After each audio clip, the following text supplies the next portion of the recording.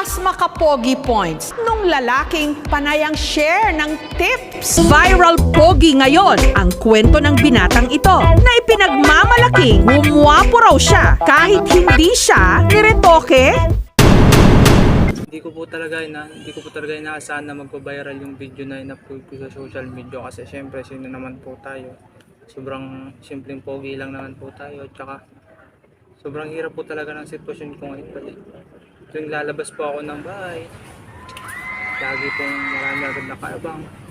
Kumbaga, kailangan po pong mag-face mask para makalabas ako ng maayos, pero kapag hindi po talaga ako masaya sa sitwasyon ko ngayon kasi syempre po, sino ba naman pong matutuwa pag lalabas ka, dudumugin ka, pupunta ka ng mall, hindi mo ma-enjoy kasi nga nagsisiksikan yung mga tao, halos pinagkakaguluhan yung kapugian ko.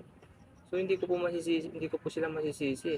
Ang problema lang po nasa sa akin na talaga kung bakit ganito ako kapogi. So hindi ko po talaga sila masisisi. Tsaka salamat po pala sa KMGS kasi na-future niya ako dito sa inyong palabas. Sobrang tagal ko na po pinapangarap to. Sobrang hindi ko po inaasahan na parang panaginip lang po na ma-interview ako dito sa inyong programa.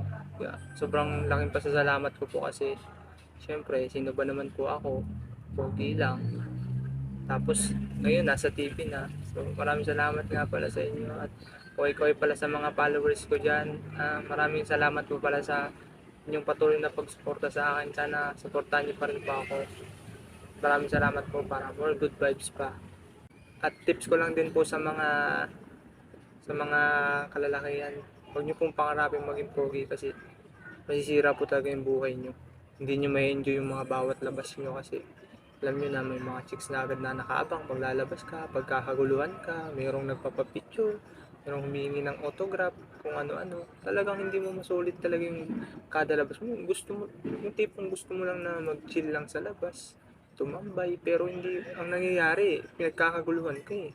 May mga umahalik pa, syempre, ano yun eh, kumbaga, minsan nga, parang gusto ko na sumigaw ng rape eh, kasi kumbaga, dinudumog talaga ako eh. Kaya kakaguluhan talaga ako ng mga kababaihan. Okay? Hindi ko talaga masisisi kung ba't ako ganito ka po.